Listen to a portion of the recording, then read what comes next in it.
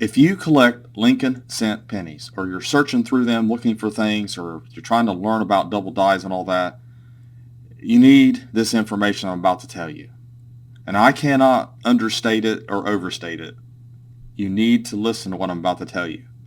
I'm a coin dealer. I own a coin shop. I get the phone calls all the time about people using the scanning apps, using Google Search and Google Lens, asking about their pennies. Also, I have a help community. I have something that a lot of dealers and most dealers don't have. I actually run and operate a large help community with over 30,000 members. And since 2009, people have asked me questions, and most of the questions have been about our Lincoln cent. The information that I'm going to share with you here, something that you need as a Lincoln cent collector, will put you way over the curve.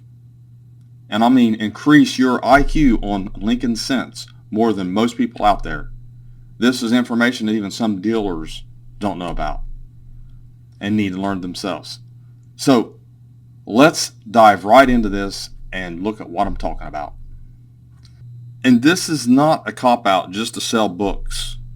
You know, obviously I want to sell books, but I looked through this. I ordered this from Whitman without even having a book like this myself. I'm a wholesaler through Whitman. So yes, I'd love to sell books. But I opened this up because I've always been interested in Lincoln cents. There is some money to be made in Lincoln cents if you look for varieties, if you're really good at grading. It's very hard to do. It takes a lot of knowledge, but this book has that knowledge, understanding the coin minting process and things like that. So I was flipping through this book, and it is Q. David Bowers. It's the Guidebook of Lincoln cents. It is an official red book. I was looking at all the different information in here, the history.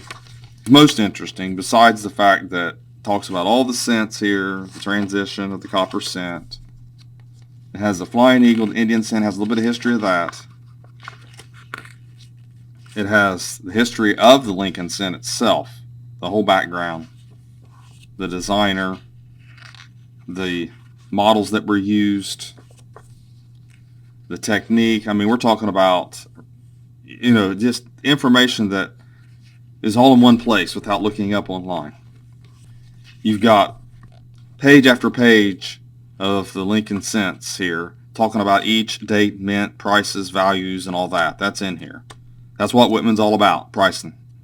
If you want to know about prices, then you use Whitman books.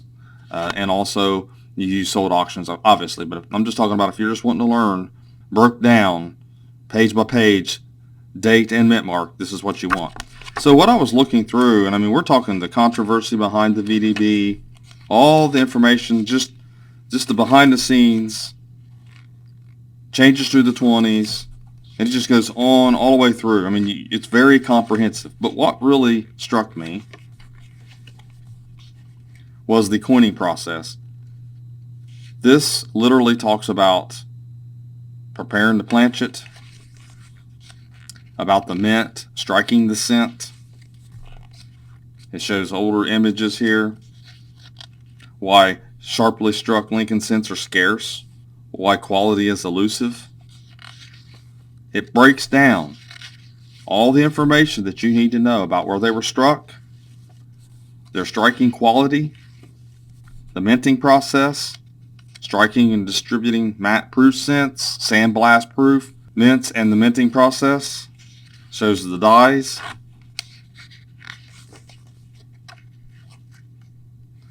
Here's another example, a little more modern pictures here. It shows some of the process here, what happens. The coining chamber.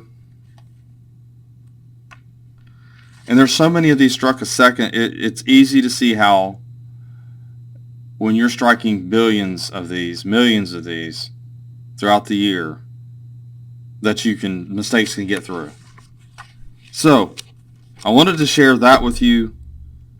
If you were able to read this book over and over and over and over, how many times it takes, do your notes, study it like it's a college course. Make it a college course for yourself. Commit yourself and learn this book, and you will know more than most people out there about Lincoln cents. You will learn how to make money more than other people in Lincoln cents. and it's not easy. There is a coin dealer called the Penny Lady, and she makes her living off of cents. And once you learn this, then you can go into Indian cents, you can go into Flying Eagles. If that's your thing, that's what you do. That's what you want to do.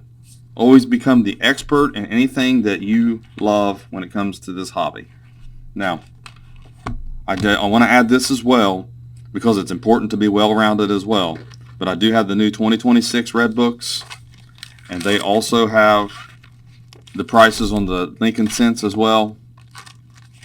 And even if you don't want to buy that book and commit yourself to that, this at least will give you an idea of what Lincoln cent values are. It's just too important. So many people get confused when the information is right here. I'm telling you, those coin apps will lie to you. I just saw an ad on my Facebook. It just burns me up because it's literally lying to people. Scanning junk quarters out of change, showing $4,000 and then hitting the sold button at the bottom, sold. I'm not going to do business. I don't know why people want to do business or even use a product from a company that literally shows you lies. I mean, literally lies. It's easy to see that's a lie. So anyway, I wanted to share that, the 2006 Red Book and also our Lincoln cents. We will have these up on our website, and yes, I would love to sell 1 million of them. I'm not ashamed to say I'm plugging my books, but for good reason. This is a worthy book. Any of these Red Books are worthy books. I have owned the Morgan Dollar and the Peace Dollar books for years. Learned a lot out of those books. I read through the Morgan Dollar one, probably my favorite one. You learn everything about every date and mint. I mean, it's amazing.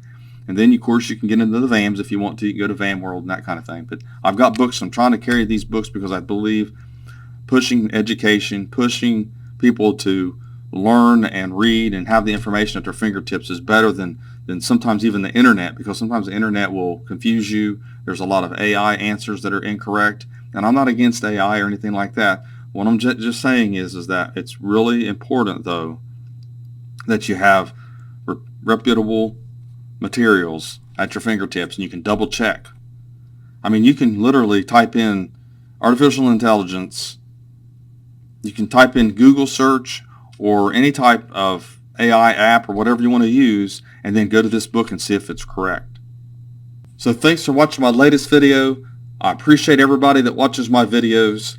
I also wanted to add that on my website, I have a little chatbot, and I've trained it with error-ref.com, doubledie.com, and varietyvista.com. Plus, I'm adding questions and answers that I get all the time, actually answers based off of questions, so that when you type it in, you are getting the information from me, or you're going to get a link to somewhere where that information's at.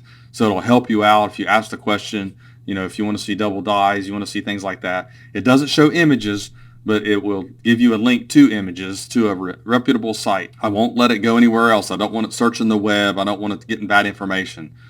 And there's some things that it still needs worked on. It's not perfect, but it's an ongoing process to have this really good chatbot. It costs me so much a month to do this, but I felt like that it's a worthy expense, and hopefully everybody uses it.